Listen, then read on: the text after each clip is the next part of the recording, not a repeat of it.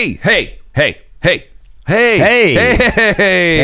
welcome back to the Isaac Abrams Show, everybody. I'm your host, Isaac Abrams. Today's very special guest coming to us for the second time. First one didn't air. Justin Foster, everybody. Yeah, hopefully this one comes out. This one will come out. We're coming out. Yeah. Yeah, we're out, honey. Yes. We're here together to tell you that we are out. And Justin has a new special out that we filmed last summer. It drops on 4/24/24 called Cheap Date. Yep. We talk about manifesting. Isaac's first time doing comedy. That's uncomfortable. Skip that part. Touring together as road roommates. And we play Would You Rather at the end. I think you're really going to like the episode. Justin, thanks for being here. Thanks for having me. Absolutely. Enjoy the episode.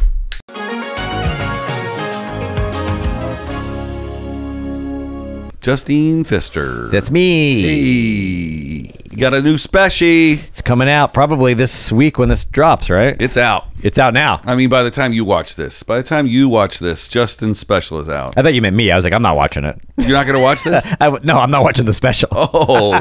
I was there. You have to. I know. And I have to. We're going to watch it live. We are. Wednesday, the 24th. Well, 4/24/24. 4/24/24. If you see this before 4/24/24 at 5 p.m. Pacific Standard Time. Pacific, yeah.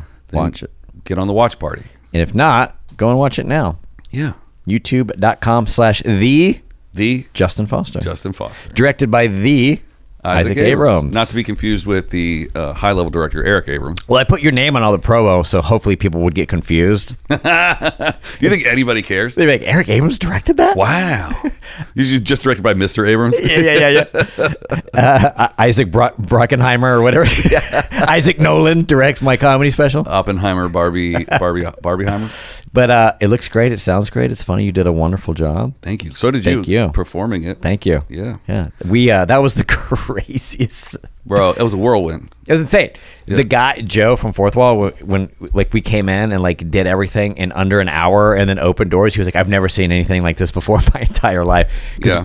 We unlocked the doors because they were an open mic before or something, right? Yeah. Open mic lets out. We open doors. We hang a curtain, industrial lights, cameras, sound system, mixing board, and then within an hour the show started. Yep. That was wild. It was almost a year ago. Yeah, June. That's crazy. I know. So if you think you can just crank out a special, boys and girls. I know. People always say they're like, so-and-so does an hour every year. It's like, yeah, but that was filmed 3 years ago. Yeah. When another person that I work for, I won't say his name, he recorded a special. Yeah. And it didn't come out for like 6 months. I'm like, what are you doing? Because the other specials that I've directed had more of a timeline and a budget. And not that you didn't, but I didn't. We pulled ourselves up by the bootstraps. I gave you a sandwich. Yeah. Well, you were supposed to give me 10 minutes of jokes, which I'm still waiting on. Oh, I thought I gave you a tag. Yeah. I owe you a few more. Good enough. You can have anything off the special you want. It'll be like a garage sale. Just take it. It's yours now. Yeah. My girlfriend likes to go couples kayak. I just started doing your 20. X now, yes. I wonder how, I don't really say his name, but we can. I wonder how Drew would feel if I just did your 20 if you weren't around. He'd be like, yeah. do you know that all of that was Justin's? Yeah. What? All of it? I can't believe it. Even the Rage Room stuff? Yeah, it's crazy. Wow. That's funny. Yeah. So you, Drew Lynch, and me tour the country together. We do. And well, we tour from the Mississippi this way. Yeah, from the country, I mean. Yeah, this half the country. Arizona and Washington. You don't get to do the East Coast states. Thank God. Right? No offense to the East Coast people. That's just, it's a long travel day. Yeah, shout out Felicia and Raj Balani. Yes, the East Coast people. East Coast peoples. Yeah. I'm more of a West Coast guy myself. Yeah. Midwest, South. You're my fave. Yeah. Oh, well, thank you. Fave. Thank you. We've done 25 weekends together.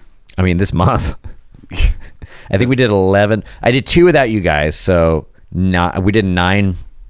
We did 9 weekends in the last 2 months, something like that. It's a whirlwind. Yeah, it's crazy. And then you and I, for the listeners who think comedy's glamorous, and it is, but you and I share a room. Yes. Which is good that we get along. We're road roommates. Because that would be tough. It would be. In a hotel room with 2 guys that don't like each other or have like weird, I don't know. Yeah. You know what I mean? I've definitely shared other rooms with other folks that's like, I can't wait for this weekend to be over. Yeah, totally. Yeah, we don't have like sleep apnea machines or weird No, but last weekend was a little rough. I was Justin very sick. A little sick. You can probably still hear it in my voice. Yeah. Yeah.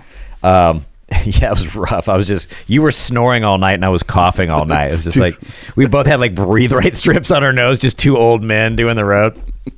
But you guys went, I was like dying. I was like very, very sick. And you guys went to a cigar bar and left you in the car? Left me in the car for 2 hours in the freezing cold. I was just like sitting there like, I don't know if I want to make it. You know what's crazy about that cigar bar is that it's across the street from a casino that we played 7 months ago. In November. Yeah. And we sent the promoter out 4 cigars. It took him 2 hours. Yeah. But if Drew knew it was there, we would have gone there. Could have walked across. Yeah. Yeah. But instead, we went up to the hotel room. We ordered $400 worth of room service. Right. And we made one of the dopest reels. That was funny. Yeah. It is funny to know now we know like the in and outs of like Tulalip, Washington. Yeah.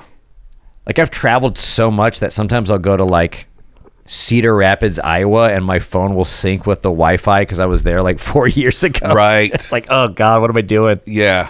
Like the hotel just connects right away. Yeah. Like, have I been here before? Yeah. Your phone's like, yep, you have. Since I've toured with 2 other guys before Drew, but those, I didn't do comedy. I just did videography. We're now getting to the point where I've been to theaters for the 3rd time. Yeah. Which is nuts. It's crazy. Yeah. Yeah. Yeah. It's crazy when you go to like, you're like, oh, I know where a good sandwich place in Erie, Pennsylvania is. Like, you're not supposed to know that information. Yeah. My favorite barbecue place is in the airport in Nashville, and it just says barbecue on it. Of course. Yeah. That's funny. That is nuts. You said you got a notification that you've been doing it for a year? Yeah. So my first... So last year, January, we shot a special with Drew, which you've opened and featured. Yeah, San Jose Improv. Yeah. Yep. 5 shows. Yeah. And then we did another one in Atlanta, which you were at for some reason on the East Coast. I think it's because you guys were in New Orleans. Georgia, it gets a pass because it's sort of south. Yeah. I'll do Georgia. So we did those 2 specials, and then Drew just needed a one-off video guy, and he was like, come on. Called me on Monday, left on a Tuesday. To film his sets on the road. Right. And do his videography. And I was like, I'll do it if I can get stage time. Completely unprepared. Sure. Oh, I know. I'm going to talk about that. Oh, yeah, talk about it. Yeah. What was that like watching me bomb for the first time? Well, painful. Because but I went up first. So you went up first. But the first show was not your fault. The first show we did at college in, do you remember where? Yeah, it was in Minneapolis. It was up there. We landed at the Mall of America, I know, right. And we drove like 2 hours to the gig, whatever. Yeah. So we're in this like giant cafeteria. Yes. And they have circular tables, right? Yes. Instead of like if you go to a comedy club, it's like bench seating or like everyone's. This was like, yeah. And there's no alcohol there. None. The sun's still out. And it's half college kids and half locals from the town. And you've never done comedy before. Maybe like 20 open mics. Sure. But in this setting, I've done comedy a long time. I still would not want to go first at this show. So you go up first. I can't believe that because I don't get to go first now. Well, that's why. Do you think that's it? No. Because of a year ago? Because I ate shit so hard? I don't know. Maybe he just wants me to like he knows that I'm going to get him going then so that you can do whatever. In Canada, that's what they do in Canada. But host is usually really strong and does 20 or whatever. So yeah. Anyways, we're Canadians. So you go up there and you've got like 2 minutes of material, but you have to do like 8. And then you have everyone stand up and like hug each other or something. Was the like bit? It was church. It was like a meeting. Like you know how they you just stand up and greet your neighbor. Right. Yeah. Yeah. So I just started like leaning into like other like team building shit that I've done in my public speaking career. Right. And just to get everybody like loosened up. That didn't work. No. Oh, it's so cringe to think back. Have you seen it? No. Okay. Because there was video of it, but the audio, they piped it through the wall. Yeah. And the audio didn't come through. So it's just video. I have the video, but it's like camera audio. And is it okay? Because you should pipe it into this clip. Oh, I don't know if I can do that. But by the end of the weekend, you were killing. I don't know if I was killing. You were doing good. You were doing better. Yeah. You sort of like figured it out like, okay, maybe not have people hug each other during the set. Yeah. And then, but now what I was going to say is now fast forward to a year, you're rocking. I mean, I appreciate that. I don't ever believe you. Although last weekend, I didn't have a great set I bombed on Friday night. Yeah. And you came up to me after the show and you were like, hey, you know how I always tell you did a great job? And I was like, yeah. And you're like, not tonight, baby. I was like, that hurts on top of the hurt that I already am I just hurting. want to let you know that when I do compliment you, I'm being genuine. Yeah. Okay. Yeah. I appreciate that. Yeah, because I'm like, dude, you had a great set. And you're like, you always say that. Yeah. I was like, tonight, I'm not going to say. You know that thing I always say? Not going to say. Not going to do it. But yeah, you've been killing it. It's been great. There's been like so many people have helped me out. Like besides you, who I'm really, really thankful for.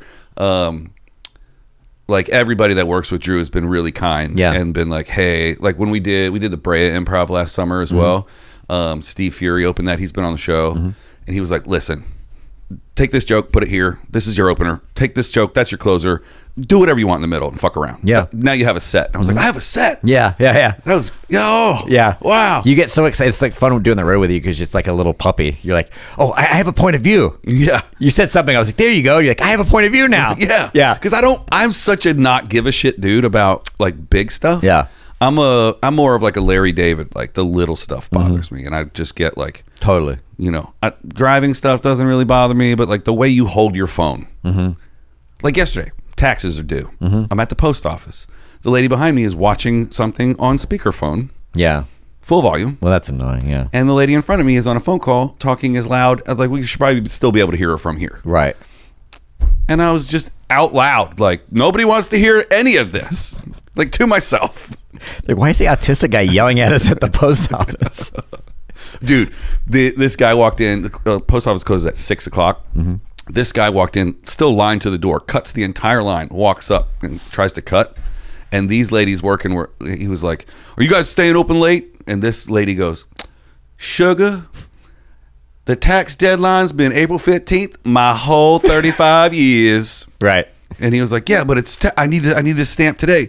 Well, you should have thought about that before today, sugar. Like, just dressed him down. And he was like, I can't believe this. And she was like, if you keep talking like that, you're going to ruin it for everybody else in here. And then she just turned the whole crowd. Everybody turned, was like, right. He could feel the heat. Yeah. She's done comedy before. Yeah. Turn them against them. Yeah. She does comedy every day at the post office. Could you imagine? Working at the post office? It's weird that you're still going to the post office on tax day. You don't do it online? You can't file previous years online anymore. Oh, that's right. Because you didn't do. I did 4 years of taxes yesterday. That would stress me out so bad. Dude, the calmness that I feel now. Yeah. It makes me want to go through everything else in my life that's creating anxiety and go like, oh, could I solve this in 6 hours of hard work and focus? Yeah. Yeah. Did you just create a to-do list? I did. And then I watched a bunch of Rob Dyrdek inspirational things last night where he was like, I have a 5-year goal and a 15-year goal. And the first time I made my 5-year goal, I reached it in 6 months. I was like, oh, I want to get my 5-year goal done in 6 months. Yeah. That'd be cool. Me too. What's your 5-year goal? Make it through tomorrow. Do this podcast again in 5 years. Back when it's starting to get Rogan size numbers. Yeah. You don't return my calls? No. Like, you did my special. Huh? I don't. I've done everybody's special. Yeah. What do you Justin. mean? What do you mean? Justin. I always do that. I always do everyone's podcast right before they blow up. Do they? Do you? Yeah. Maybe that's why I didn't put your other episode out, because I wasn't ready to blow up yet. You weren't ready. Yeah. Yeah. I'm ready now. I don't know what my 5-year goal is. To get a bumper for my car, I think, is one of them. Well, hopefully you'll have a newer car to take the 5 bumper years. off of. I get a new car to just rip the bumper off. Like, that's better. I didn't deserve that. The guy with low, he doesn't deserve. He doesn't think he deserves anything. You go to the Mercedes dealership and you're like, "Hey, do you got this G-Wagon in a bumperless version?" You just taking the screwdriver. What are you doing? You have his body yet? You're hammering off the front of him. Can you put a spare tire here? Yeah. I'm gonna need all 4 spares, please. They have that. They have, like, my friend. She's in what do you call it? It's like Under Earners Anonymous, where you don't feel like you deserve. Oh, where you just kind of sort of take what you get. Yeah, well, that's an interesting thing, because you and I have been talking about on the road, because we talk about everything. Yeah, we have to. We have 20 hours together. We talk about the spirit of abundance and living in what's it called? Abundance? Living in abundance, but what's the opposite of that? Oh, like a spirit of what is that word? I live a life where I don't even know what that word is. you say it to me all the time. Underabundance. No. Insecurity. You're living in a scarcity mindset. Scarcity mindset versus Yeah. abundance mindset. Right. We talk about that a lot. If you ever change, I'm going to kill you. If I ever change? Yeah. Why? Because sometimes you'll be like, well, and you start to sound like me on the road. I'm like, don't do that. Stop. Don't do me. I need you to stay you. Yeah. Because sometimes I'm like, this show's gonna suck, and you're gonna be like, why? And I'm like, well, I can just because the lighting and then I've been doing it long enough. The show's gonna suck, and you're like, you choose how the show's gonna go, and then you amp me up, and I'm like, yeah, you're right, Yeah. and the show sucks, and I'm right anyways. But because it's a self-fulfilling prophecy. But then you'll say something, you'll be like, yeah, I'm like, no, you don't get to do that. Oh, you okay. have to be. I gotta be the hype guy. You've got to be the guy. Yeah. Yeah, because you inspire. You're like, you're thinking that's a low. What is the word again? Scarcity. That's the scarcity mindset. And I'm like, yeah, you're right. So you gas me up. Yeah. Where do you, not to get too serious, but do you think that you're overcoming your scarcity mindset? Touring with you? Yeah. Because you're literally like, I was talking to somebody the other day, and they were like, Isaac hasn't been doing comedy very long. I was like, I know, but he said he wanted to do theaters and only do theaters, and now that's what he's doing. And people are like, yeah, but that's not how that works. I'm like, yeah, but that's what he's doing. That's how it works. So for me. you tell me. Yeah, who were you talking to? It wasn't like a disrespectful thing to you. Sure. They were like, how's Isaac set? Like, when, because he hasn't been doing, how's he? I'm like, he kills. That's crazy. He's crushing. And they're like, well, really? I'm like, yeah. He said does he do mics? And I'm like, no. He said he wanted to do theaters. Now he's doing theaters. I don't know if I would say it that way, but I appreciate it. But that's what you're doing. But the goal wasn't set out to do theaters. It was that theater level comics are the ones that can afford videographers. Sure. Well, and people who sell out club weekends. But you said, I want to fast track this. Yeah. And I want to do this. Then you started doing that. Yeah, it took 6 years. Okay. Well, I'm 18 now, and I'm now doing theater. So, Yeah. you know what I'm saying? I guess it's different when you're it's forest for the trees kind of stuff. Yeah. I guess I'm saying is like to answer your question, my perception's shifting because of your sort of like, we get it done. Yeah. Like you have a goal, like meet the goal. Right. And so it's sort of like, you listen to those YouTube videos where like people just yell at you when you're in the gym about accomplishing your goals. Yeah. That's what you do to me, like on the road all the time.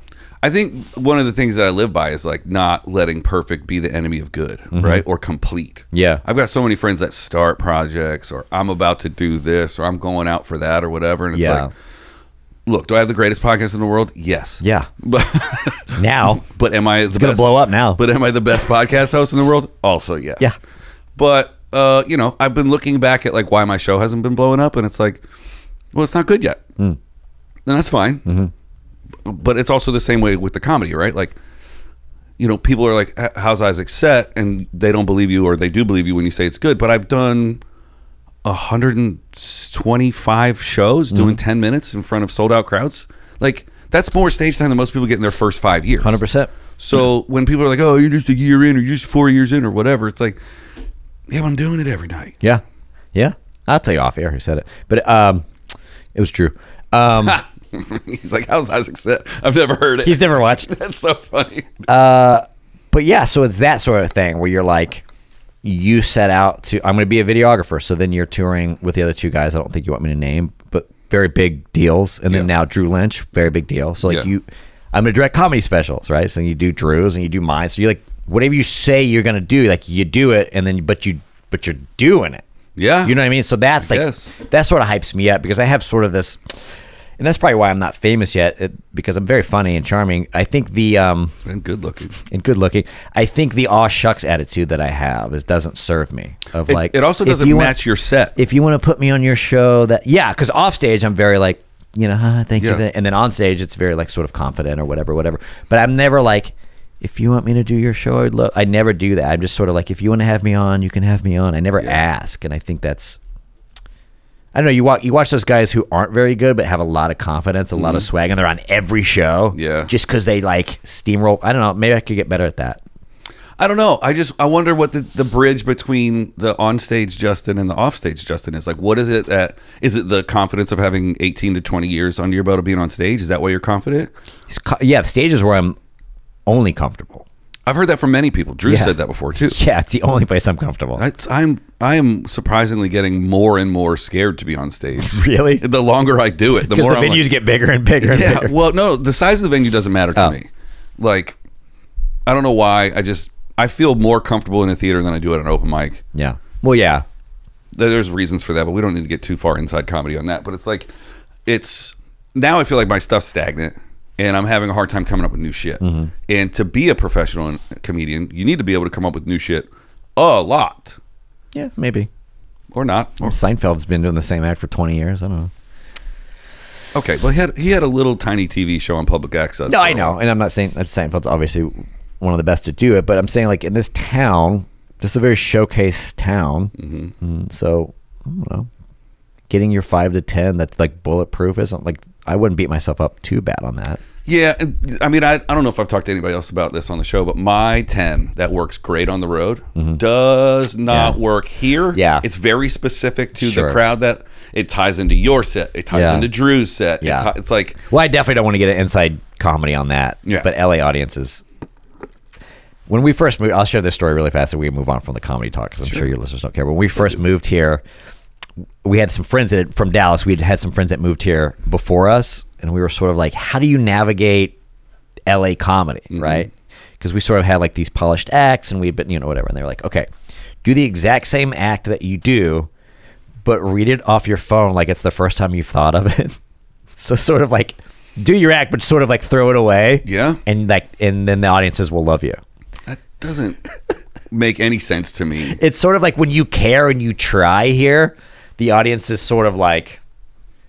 this guy's a try hard. Yeah. When you're like, I don't know. Here's the thing. And inside, you're like, been doing it for like 15 years. You know? Yeah, I think that's also because the audiences here have been trained for that. Because people just work their shit out here, and then whatever gets a ha ha ha. Yeah. They take it on the road, and they really clean. Yeah, it's all industry stuff here too. So people are like, I did comedy for 2 years. I know what he's doing. So that you get judged a little bit more harsh out here. And everybody thinks they can do it. Yeah, especially out here. We were talking about that at Cigars yesterday, where it's like you go to the Midwest and they're like, this is awesome, like this guy, you know, and you hear they go, I'm friends with Dane Cook, and so there's sort of like, I did a few open mics before I became an actor. There's this sort of like, and I had this revelation. I was like, do you mean people in like Minnesota appreciate art more than LA? Yeah. So it's really something to think about, where it's like they just sort of the markets that you and I do with Drew, they just sort of get lost in the thing, and they're just happy that Mike Binder said it yesterday, like that the clown's in town. Right. They're just happy to see the circus. There's something to do. Yeah. Yeah, that's interesting. Yeah.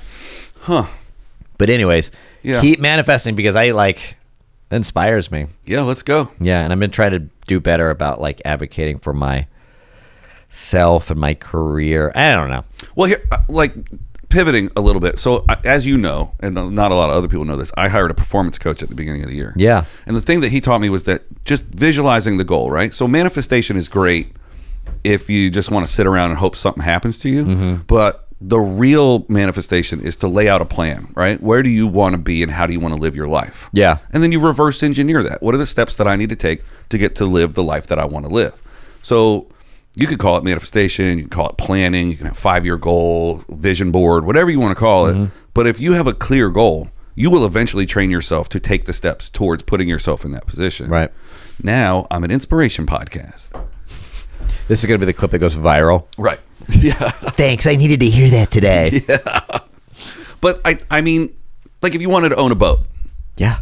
And all you thought about, you've got pictures of sailboats on the wall. You know how much the slips are in the marina. You know, you want a 22-foot, 78, blah, blah, blah. Right. And if you thought about it all the time, you'd eventually start saving a little bit of money. Totally. Yeah. You'd get a little miniature and you put it on top of your TV. And then instead of watching TV, you'd be like, nope, got to work my second job for the boat. Eventually you would have a boat because that's all you thought about. Yeah. It's like that old joke where it's like the kid and his dad are watching a baseball game and the baseball player goes up to hit and he prays. And the kid goes, Dad, what does that mean? He goes, it doesn't mean shit if you can't hit. So it's sort of like you can manifest it all you want, but if you don't leave your house and do the steps, right, it's not going to come to you. Yeah. You know, so. And you get thrown on stage in the middle of Milwaukee and pray your way through it. Do you get nervous? I get nervous for the 1 minute leading up to going on stage. Right. My heart starts pounding like I'm going to have a heart attack. Did you freak out the other day when I didn't bring you up and I brought the other comic up instead? No, I got pissed. You got pissed? Yeah. I was very sick. As we talked about before, I was like not in a good health. And there was another comic that was supposed to go after you, but I was just like, and I like switched it and I brought her up before you and you were like, I was like, it's fine. You're gonna be all right. Yeah, okay. For people at home, like for all of Drew's features, I have what I call a bridge joke. So I come out and I say something that ties to their set, and I get an instant laugh on the first thing I say, and then it buys me the first 3 or 4 jokes of mine that aren't as funny. They're still haha funny, but like we like this guy. He said the thing. He's here. He's present. He's in the room. Yeah. So I didn't think that I could do my bridge joke because I thought too much time would go by between me and her, and I didn't have a bridge joke for her. For her, right? So I was listening to her whole set, and I was like, "What is this bitch trying to force something?" Yeah. And she, her set is a lot about her journey with pregnancy and losing childs, right? Miscarriages, I think, and being a teacher. Yeah. So I was like, anything I say as a man, right, going on, like, give it up for the miscarriage lady. Boo. Yeah, that's funny. So that's why I was stressed. But then knowing that you came up and brought me out, then I could still do the bridge joke, and it gets a big pop. Yeah. And I think as a writer, the funniest things that I have written are my bridge jokes. I like that though, that where you're like, something happens where you're like, okay, now you're like hype, like you were saying, you're like listening to her, says like, there anything I can, like that sort of like just awareness is like, that's the fun part, where you're just like so out of your comfort zone, where you like have to like, you're walking that tightrope of like, all right, this is not how I expected it to go. It's like, you know, when you get like, you'll eventually will happen, you'll get bumped for somebody famous. That happened to me at my last LA show. Like, oh yeah, all right, where you're like, all right, I've got to follow this, how do I navigate that? Yeah. I was supposed to go third at my last show. Adam Ray had another show. He gets bumped right in front of me. He crushes for with material for like 15 minutes, and then there's a band on stage. So he has them fire up a tune, and he like talks to the crowd, and he gets everybody singing a song, which is what I was going to do. Right. And so he did everything that I was going to do. I was going to try and do Adam Ray. I didn't even know he was on the show. And then Adam Ray does Adam Ray. And I'm like, ha. Right. So I go up there and I pull the stool up and I sit down. And I'm like, oh. And I try and shit on the room. Right. Yeah. That's not funny. When they're just hot. They're just great for somebody else. They are like holding their bellies laughing. And I'm like, all right, everyone, sit down for story time. Right. You're like, I don't have a bridge joke for that guy. Right. I'm like, keep it going for Adam. Is that what you did? No. There's a host. Who was that guy, huh? Get a little sing-song over here. Oh, man. Adam's so funny. So, yeah. But anyways. Can you talk about that thing you got coming up? Or is that not ready? The movie? Yeah. Yeah, I booked a movie. You did? Yeah. First movie? First movie. First acting gig? I've done like little acting stuff here and there for people's things. Yeah. This is the first like feature film where I'm like 5th lead. Wow. Yeah, so we film on Monday. I'm on set for 11 days. We've been doing table reads and that's how you got it, right? Yeah. I went in to read for my buddy just needed someone to like read copy for other characters that they hadn't casted yet. And he told me yesterday, he called me yesterday, he's like, I knew that I wanted you for this role, but I wanted everyone to see, I wanted the producers to see you. Yeah. So it was actually calculated on his end, right, which I didn't know. Even smarter because you had no pressure. No pressure. I was like, all right. And I'm like riffing, and I'm like adding, I'm like, you guys should, I was like, if I may, I think it would be, and they're like, that's great. Let's, you know. Yeah, but if you knew you were up for the role, you would have been like, just shaking. Yeah. So yeah, I booked it, and now I'm trying to learn how to act, which is weird. I'm like in the mirror, like practicing lines and stuff, but I'm really excited. Yeah, it films. It's on Monday, and it's a comedy. And I don't know if I can talk more about that other than, yeah, I'm excited. Yeah, you want some acting advice? Yeah. A friend of mine went and got his master's in acting. We were best. I got to do that. Yeah, you got to go by Monday. Yeah. So we were best friends in high school. He goes off and does 4 years of regular college and then a year of master's in acting. Right. At his graduation, I'm like, okay, 5 years, sum it up. He's like, oh, I can tell you how to act in one sentence. It's just you in a different set of circumstances. That's all it is. Like, just be your truest self. In what would you do if you were this person in this scenario, wearing these clothes? Right. So they want Justin. Yeah. To wear those clothes and say those words. Yeah. And that's it. That's it. If you try and find who this person is. What does he want? Yeah. Do the journey. Oh, I don't think my character would do that. That's my least favorite thing to hear from an actor on set is, oh, I don't know if my character would make this journey. Right. I'm like, oh, I didn't realize you fucking wrote this. Yeah. I didn't realize you were directing it either. Totally. So fucking hit your mark and say your words. Say the thing. Yeah. Yeah. And if they want something different from you, they will direct you to do it. Yeah. Do it faster. Do it slower. Kind of throw it away. They'll get options from you. And the other thing is, if you get a note from a director, it doesn't mean that the last take was bad. He just wants to see something else. He just wants to see how other things play in the film. Yeah. And once you realize all that, then you're like, I'm in great hands. I got a great director. He's not going to let me fail. If you look around, everybody that's watching you is there for a reason. Right. They either put a light up, or they shape the light, or they're operating a camera. None of them are just standing there going, let's see if this guy can act. Right. They don't give a shit. Yeah, that's they a just good want to point. go home. I was reading we were doing a table read yesterday, and I was like reading my lines. It was on Zoom, and I would like look up at the squares, and I would see like everyone laughing. I'm like, all right, good. All right, that's good. Because you don't want to bomb. I still have that comedy thing. I'm like, don't bomb. Even if the line's not particularly the funniest, I'm like, how'd I do? And I'll see somebody laugh. I'm like, all right, cool. I nailed it. Well, here's the thing. So once you're on set and they're rolling sound, people are going to be like, quiet.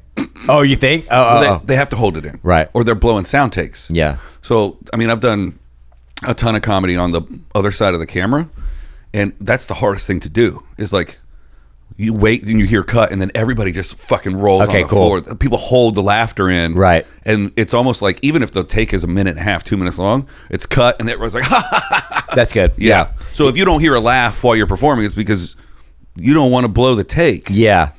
I play White Guy Pete. So I'm like this sort of like, not nerdy, not like the nerdy, like typical white guy, but just like sort of like oblivious, sort of just like in his own world. Yeah. White dude who's working on this campaign trail. So do you have to shave your beard? No. That's not bad. Yeah. Do you have to wear glasses or any props or anything? I wore glasses. Yeah. I wore glasses. That's cool. Yeah. But my buddy, he's bald and he's in it and he's getting hair. I was like, wow, I didn't know that was an option. What? I want hair. Like, you don't get hair. Wait a minute. We don't have hair budget. They're passing out hairs? What? Could you imagine? I just like wear it like off. I just like wear it all the time then. Dude, the first time I ever saw you with hair was that clip from you grabbing that guy's hat in Vegas. Was that at Brad Garrett's? Oh yeah, with the guy, he had the hair built into a visor with who's the chef of Guy Ferrari? Yeah, he had the visor with the blonde hair and the yeah. You went from bald to frosted tips with a visor. Dude, go on Justin's Instagram and check that shit out. It's so funny. Yeah. So I was like, yeah, if they put me in hair and makeup and they give me hair, I was like, if we just like wear us around town for like 2 weeks. Well, the funny thing would be to give you like a really sparse comb over. Yeah, like the Homer Simpson or something. Yeah. So, but anyways, yeah. So the special comes out this week, the 24th. I'm filming a movie the couple days after. I mean, life's good, right? We got a plant. You got a plant. That's your plant now. This is my plant. Yeah. Killing it. I'm going to go to IKEA after this and go get another one. Could you give me that one? Yeah. I thought it was a great idea. Justin's like, I need a plant for my apartment. I'm like, oh, I have one in my apartment that I want to get rid of. Because it was, all of season 2, it's behind the guests. Mm-hmm. This is my season 2. So I was like, oh, I'm trying to downsize. I'm trying to recondo my apartment. I'm like, you can have my plant. I bring it in today, literally today for the first time. And I've had this place for 9 months. And I'm like, oh, that looks real good right there. But I don't want to go back on my word. So you're getting that plant. I want all the viewers to comment and be like, that plant doesn't look good. You should give it away. Yeah. Well, someone has to delineate the size. When I built this place, I didn't realize that you wanted a different background behind the guest than you do behind the host. So this should be a completely different texture. Oh, it looks good to like off camera back in the office when you're just looking this way. Right. But on camera, it's like the only thing that delineates between me and you is that you can see the thermostat over your head. I like it. Yeah, it's a cool 68 degrees. Always choose the thermostat side. Yeah. I always put host on my side for some reason. Yeah. Yeah, riveting shit for the audio listeners. Isn't it weird how like you and I, when we share hotel rooms, we always have the same beds? I think that you have to do on the road when you wake up in a different room every day. Yeah. You have to do things the exact same way every single time. You have to put your suitcase here. You have to put your toothbrush there. Yeah. Or you have to plug your charger into the same exact place. Or it's chaos. Or you just don't know where you are. Yeah. If we switched beds all the time. Yeah. Plus, I get up to pee like 7 times a night. You do. So I don't want to have to walk past you. Right. Trip on your shit. Right. But it's so funny. People talk about like comedy doing the road and stuff. I'm like, the comedy part's great. Mm-hmm. But there's so much stuff that goes into it that you don't even calculate. Yeah. Like when I wake up and you've heard me go, where am I? Where I just wake up in a panic because I have no idea where I'm at. Yeah. Yeah. And every hotel room looks the same. Yeah. Ugh. Yeah, the road is so much different than I thought it would be. What'd you think it was going to be? I love club weekends where it's like sleep in, work on your computer for 4 hours, go to the venue, hang out and have a great time. Yeah. But the theater runs, it is get to the theater at maybe 5, light the theater, do the audio, set up the cameras until the second doors open, get real fucking nervous for an hour from doors to show, perform for 10 minutes, and then hyper focus on Drew's set while I'm camera operating and writing down notes and like thinking about his set and what I can help him with afterwards. Funny that I'm thinking that I can help a headliner, but I'm paying attention and at least writing it down. Yeah. And then by the time I pack the cameras up and the meet and greet's over, you either go back to the hotel or you're driving to the next town. Right. It's the same thing about with band touring. Like everybody's like, oh, but you're out there getting all this vagina. Right. Where? Yeah, exactly. Is it the room that I share with somebody? Is it in the rental car that we're all riding in? Yeah. Like even on a tour bus, which I have been on multiple times. Show's over at midnight. Second show's over at 1, whatever. We ain't going out. We ain't going out. If they're coming on the bus, they got 15 minutes, and the bunks are this big. Right. You ain't Just 10 more than you need. Yeah. I try to explain it to every woman I've ever dated. Yeah. With like, you're just down the road, and there's probably women throwing you. I'm like, okay, so let's take this number, right? Yeah. So there's 500 people there, right? 90% of them are couple. 95% of them are couples. Yes. All right. So now you got 5%, right? Out of that 5%, maybe what would you say that you're attracted to? You're like, that's someone I'm interested in. Oh, that's in your, in your type, in your age, whatever. So of those 5%, half of them are men. right, yes. You know what I'm saying? Sure. So now we're down to 2.5%. 2.5% are single women. Right. Single women. Right. Which doesn't really happen a lot at comedy So it's clubs. probably even half of that because there's probably married people there that aren't with their partner that night. Exactly. So the pool to pull from is 1 or 2. 1 or 2 women. They have to be attracted to you. They have to be attracted to you as well. They have to stay for an hour in the meet and greet line. Right. And then they have to have all their teeth. And then they have to be okay with you going back to your hotel room with another guy. Yeah, because you're not going to their place. No. Some dude kicks in the door of the single wide with a shotgun. You know what I mean? Who are you? Right. Not finding out. Yeah, I'm the feature. Yeah. Feature what? Yeah. Exactly. So there's 0% chance, Yeah. unless you're opening for somebody who's got like, you're opening for Matt or whoever who's got a 99% Single woman girls fan base. night. Yeah, the percentage might be a little bit higher. Yeah. But normally, like a normal club weekend, what we're doing, it's like 0.00001%. It depends on the fans. Yeah. I mean, you make a good point about Matt. Like, I love him to death. He's a fucking super sweetheart. I love what he's doing. He's trying to sell out the Hollywood Bowl for the Netflix festival. Sure. Did you see that promo he dropped yesterday? No. Go watch it. Okay. He's just in a dressing room, just like, you thought you could sell out the bowl, you stupid idiot. He's yelling at himself for a minute and a half. It's cute. Great. But though, yeah, his fan base is like, let's go try and fuck Matt. Sure. And some people have like I'm going to bring my wife out to the old clean comedy show tonight. Yeah. That's generally what we're That's what we get. Yeah. Yeah. I did have one guy would be like, he tried to get me to hook up with his wife. Seems like something you'd be into, though. I would, but I don't think at the time I was like, I think I was in a relationship or something at the time. Now, did he want to watch? Yeah. See, that's a deal breaker. Really? Yeah. Yeah, you can watch how it's done, son. First of all, it's many deal breakers. Like if I even know you're in the house and you just change your mind, that's a problem because I'm focused on something else. And then if you're letting your lady do that for me, right, you're farming her out every weekend. Not necessarily. Come on. Come on. I like to think I'm very charming. You like to think you're the only one? The only one. I've been saving my wife for Justin Pfister to get here. Yeah, exactly. That's what we did. Yeah. Yeah, that happened one time. My wife thinks you're funny. I'm like, I know what this is. Yeah, thanks. Yeah. Because when you're in a relationship, you can't just be like, hey, hon, I want to hook up with this guy's wife. Is that all right? I'll call you afterwards. Yeah. No. So that's normally what it is. So I guess if like you're worried about your comedian, I mean, we're good. Yeah. If you're a woman listening to this, be like, my comedian boyfriend's on the road just slanging puss. Right, because this is a podcast for comedians' girlfriends. Yeah. Should be. It could be. Could be. I could be the older version of Matt Rife. Yeah. I just have to go to the gym a lot more.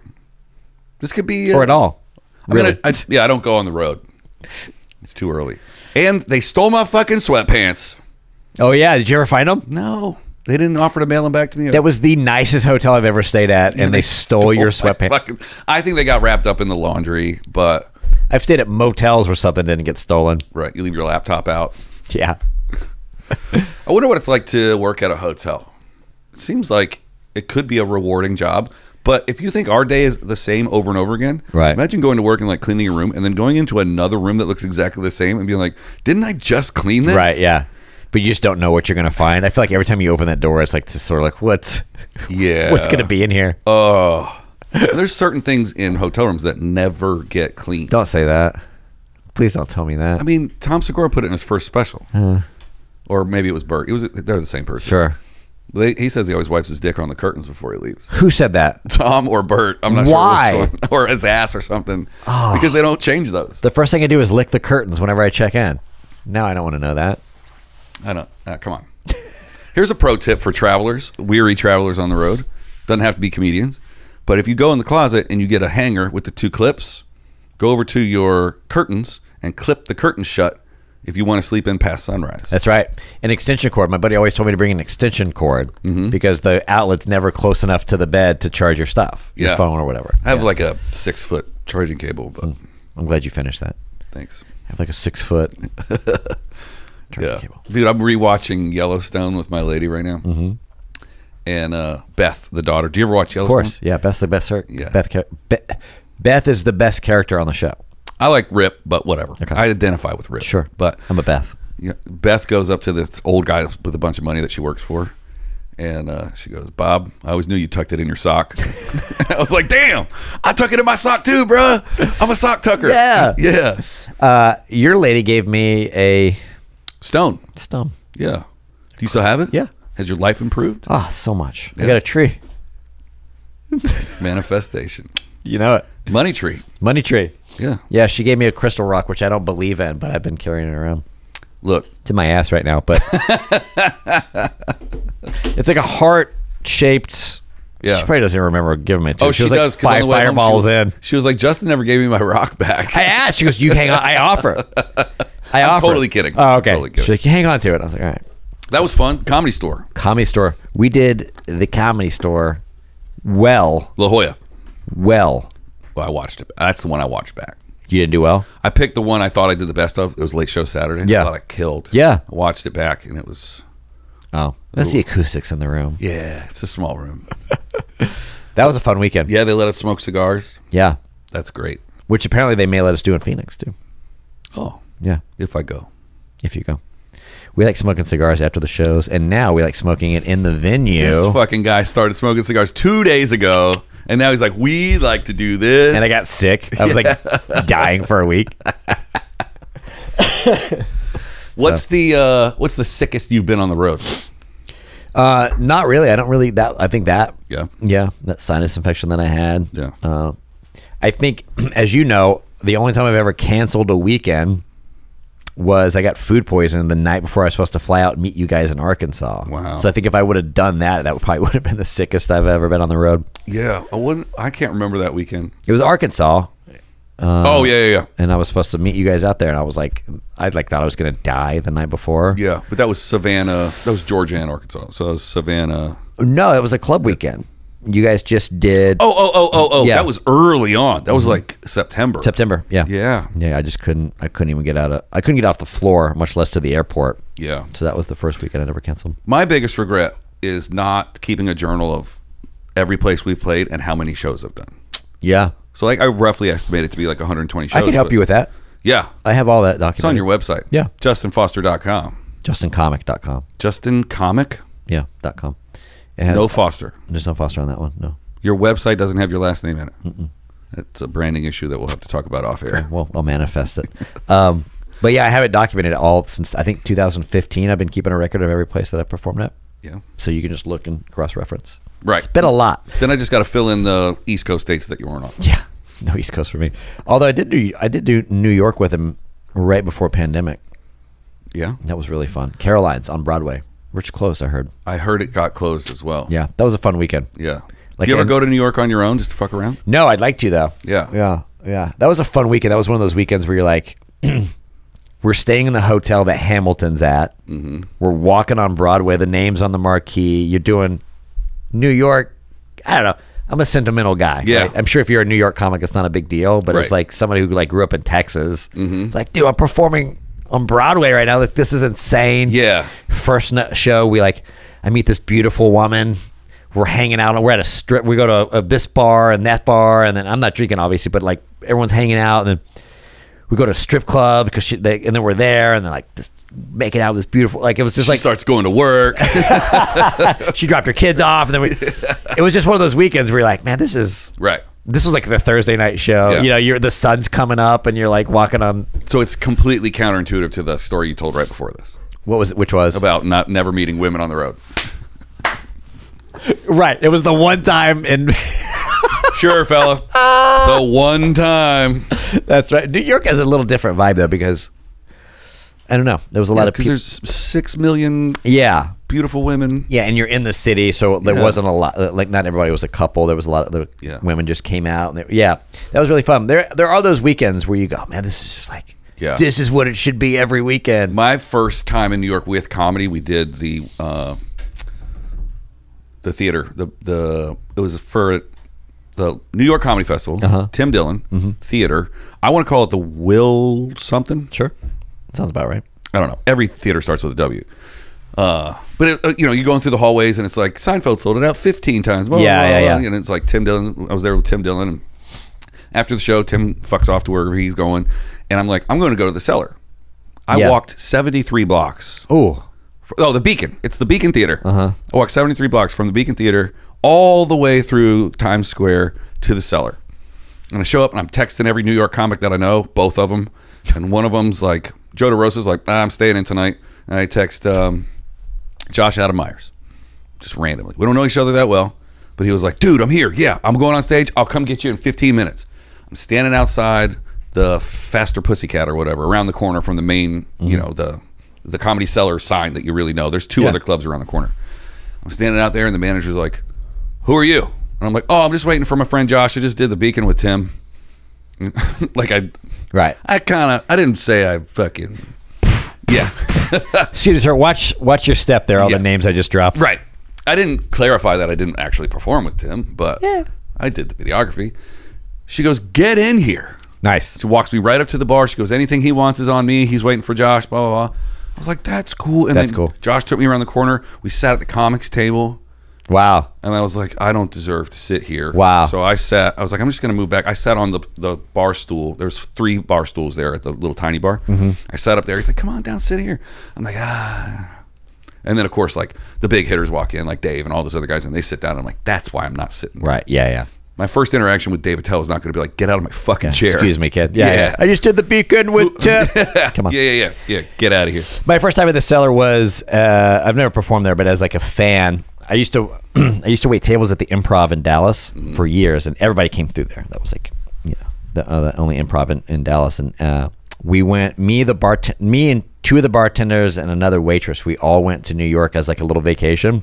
And we went to the Comedy Cellar, and we bought tickets, the whole thing. And we walked in, and it's Louis C.K. and Robert Kelly, and maybe like Maz Jobrani, somebody. And they all like looked at us, and they like looked at, like couldn't place like what was happening, right? Right.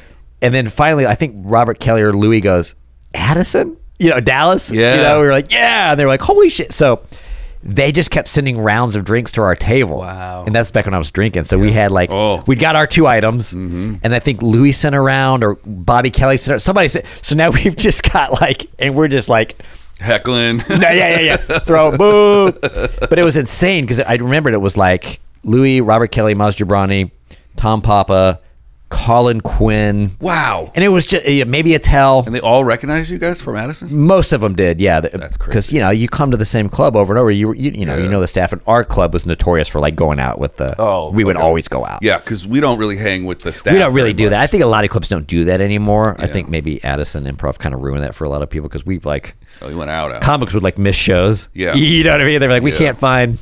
The Portland Helium? Helium's good like that. They hang. Yeah. And it's open bar. Like as soon as the last guest is out after the meet and greet, the bartenders get to work. Yeah. And the whole staff's drinking and they're smoking inside. Totally. Yeah. We did, this is one weekend that you weren't with us, but we did an open mic for the staff. And like Drew and Akeem and Keon Poley and me, we were all like giving notes. Yeah. And I kept my mouth shut because it was my second or third weekend out. You guys should hug each other in the audience.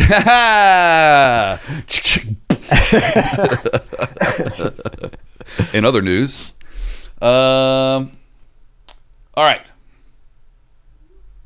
Sometimes I just wander off. Where am I? You're going? doing an open mic. I'm doing an open in the mic. staff. Well, no. I thought I finished that story. Oh. No, they all had a great time, and they were like, "No one ever does this. No one ever lets us do comedy." So one girl was a little nervous. She did her 5, and then like everybody was done, and she was like, "Can I go again?" And Drew was like, "Yeah, get up there." And she changed a couple of things. He was like, "Before you start, like I think you should move this here and do this." She was like, "Oh yeah," and she did it, and they're like, "That's much better." Wow. So imagine like working in a third area market. And like struggling to get as much stage time as you can at the one club in town, right? And then all of a sudden the headliner comes through and gives you notes. Yeah, I mean, come on, you never forget that. That's a big deal. Yeah, I remember when Ralphie did that. Yeah. Ralphie May used to come and he would headline the weekend, then he would hold like a class for all the comics, like the Saturday of, and all the local comics would just sit and he would just like sit and give notes and give feedback and do like sort of like a free class for us comics. Yeah. It was like really cool. We've listened to one of those on the road. We have, yeah, and it helped. Yeah, of course. And it still holds up. It's weird because like, I got into comedy from listening to comedy podcasts. So that's such a funny, right? That's such a funny sentence from when I started. I mean, but you listen to the guys talking about how it used to be just like getting late night. Yeah. That's all that mattered. Yeah. And now all they talk about is like keeping their social numbers up and like moving the needle. Right. And how like club owners will only book you if you're over 100,000. Yeah. And like that. But those numbers don't translate into ticket sales. No. So the whole game is a business. And nobody knows what's going on. Right. The managers don't know. The agents don't know. The people that are like the tip of the spear on how to sell, not necessarily sell tickets, but keep numbers up are the influencers. Mm-hmm. So we have to be friends with some of them to get the inside juice. Mm-hmm. And you see like very few influencers are good comics. Right. I can name a couple that are really great at it. I think Trevor Wallace is fantastic. Sure. But for us, we're like, okay, so I need 100,000 on YouTube. I need 100,000 on Instagram. TikTok's got to have 9 million. How? I know. I mean, I have friends that have millions and they can't sell tickets. Yeah. It's who knows? I think it's the whole indie band mentality, right? You got to do a little bit of everything. Yeah. So like, I think that a starting out headliner like myself, this is my plan. This is my 5-year goal. Yeah. Is to pick 6 markets and go there twice a year. Yeah. And then when those 6 markets are like, I build those up to like, oh, Isaac's coming back. Great. Then let's add another market. We'll take a show away from the smallest market. And like, that's how indie touring works. Mm-hmm. So if it works for bands, it's got to work for comedy. Hopefully. We'll see. We'll see. Or I'll write an indie album. There you go. Yeah. I'm thinking about doing musical comedy anyway. Oh, yeah. If I wasn't hack enough. Good. I can't wait for that. Well, I was going to get some puppets. Oh, even better. and they're going to sing. Hey, everybody. Oh, man. I have a funny story about hand puppets, but I'm going to tell you off air. Thank you. It's too embarrassing to tell on this show. We do some would you rathers for clips. Yeah. Would you rather never own a car or never own a pet? I mean, never own a car. Yeah. Right. Yeah, because you just take the bumper off of it anyway. Right. Or your pet could be a horse, and then you can get around anywhere. Excuse me, do you valet? Where can I park my Fluffy? The valet guy's got carrots. Hey, welcome back. Welcome back to Nobu. Can you imagine pulling up to Nobu in a horse? Yeah, dude. It's the most LA thing. Right. Now coming down the Malibu mountain. Yeah. It's a really handsome actor on a white horse. Yeah. Hello, ladies. That's funny. That's easy. This one says, would you rather be a professional athlete or a famous actor? I'm going to put actor down for you. Thanks. Oh, this is a good one. Especially for you, because I think it might apply to you. Oh, yeah? Yeah. Would you rather be better looking in person or better looking in photographs? Wait, why does that apply to me? I don't know. I think you photograph pretty well. I do photograph well. In person. Yeah, I think so too. Yeah. Because photographing well doesn't matter unless it's on your, like, Tinder. But that takes us back to selling tickets, right? What if you photograph well on the internet, millions of people see that, some of them come to see you and then go, haha, he's not as good looking in person, but I already bought a ticket. You know what's funny is when you go to a club and they're using the dude's headshot from like the 80s. Yeah. Like they don't look like that anymore. And he doesn't wear a suit. Right. Yeah. It's black and white. I did Oklahoma and I walked in, they had a headshot of me and I still had hair. I'm like, we should update this, guys. Yeah. Like, what are we doing right now? Yeah. Dude, headshots is a racket. Yeah. It's such a racket. I'm not. I can't. Would you rather Would you rather get a headshot headshots? or get a headshot? Nope. Oh, I got an ad.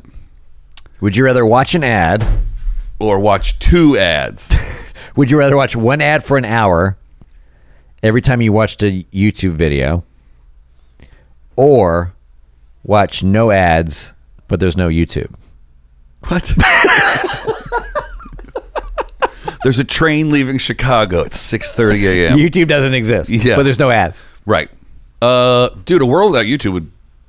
A world without social media, I think, would be pretty awesome. What are we doing? I don't know. This can't be good for us. It's not. I feel it. I feel like... Well, there's a reason why everybody gets to a certain level and they go, ha-ha, and they turn it over to somebody else. Right. And then their lives significantly I improve. can't wait. Me too. I cannot wait. Yeah. Well, I've carved out this little living for myself being like some kind of social media expert. And I'm like, so now I'm not just doing it for myself. Sure. I'm doing it for 5 other people For now. the people, yeah. And I'm like, my stuff falls to the waistline? Wayside. Waistline? Yeah. Oh, boy, is it still doing ad stuff? I can't wait to get rid of social media. Me too, dude. Or I can't wait to just watch one thing and be like, yeah, post it. Yeah. How about this? Would you rather be a thief or a beggar? Ooh. Damn. That's tough, right? That's tough because morally, you can sleep well at night as a beggar. Yep. But as a thief, you can sleep really well at night Because you stole expensive shit. because you stole a king-size bed. If we're going biblical, I'm going to say beggar. Okay. But sometimes crime pays. Dude, I'm going thief all day. Sometimes crime pays. Yeah. Because I think at least with a thief, your destiny is in your own hands.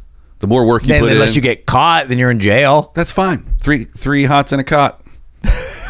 Like you're eating with a beggar. If you don't beg well enough, or you're dirty or whatever, you don't get enough money. You're not eating, and you're not going to jail for begging. I'm going to take the opposite. I'm going to say beggar. All right. The meek will inherit the earth. Isn't that what they say? You could be a meek thief.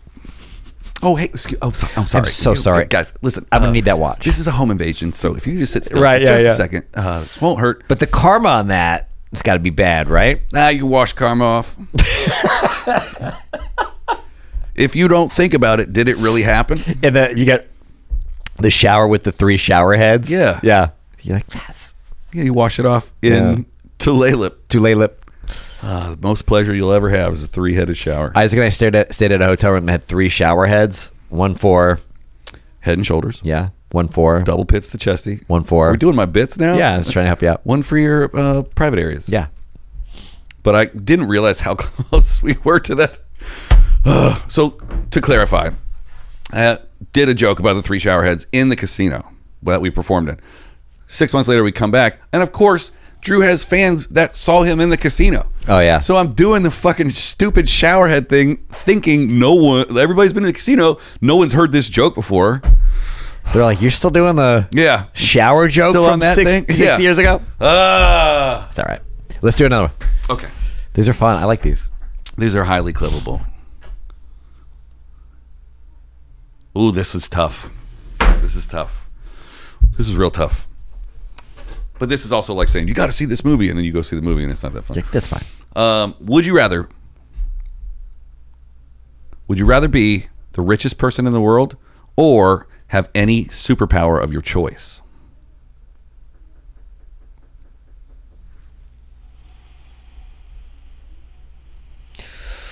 Well,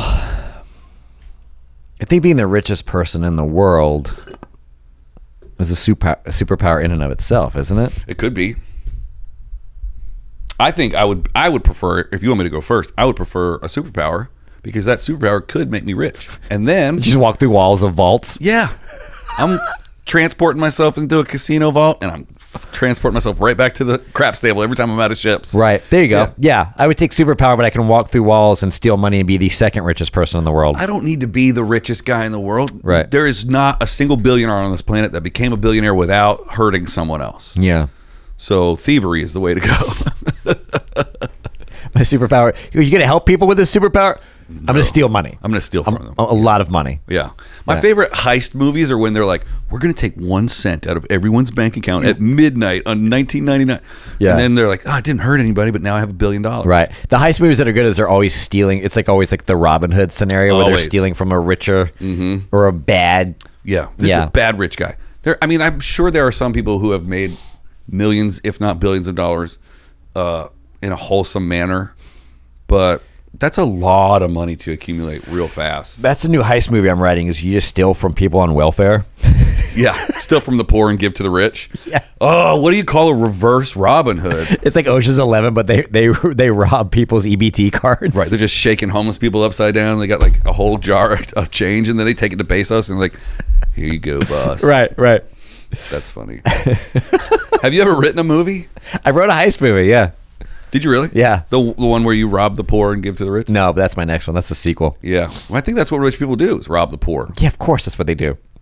Yeah. Am I just having this realization now? Yeah. Everybody else knew that? Wait, are rich people bad? Wait a minute. Taxes are designed to hurt me? Oh, taxes. Oh, okay. Last one. Would you rather be unable to experience sadness or unable to experience anger? Anger. Unable to experience anger. Yeah.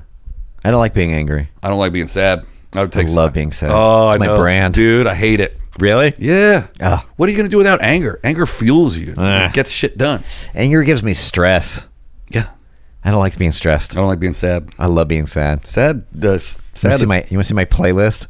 Oh no. Yeah. Sad boys. So tell them about your special one more time. I have a comedy special directed by Eric Abrams here. Whoa. And, sorry. I have a comedy special directed by Isaac Abrams. You're going to be out of focus if you scoot back too far. Excuse me.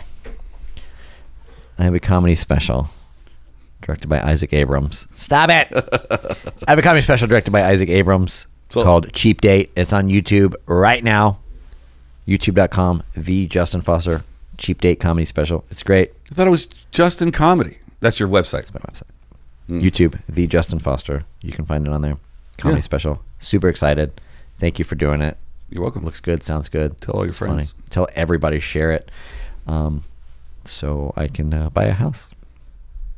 Yeah. Delusional Justin wants to buy a house with YouTube money. Trying to manifest it.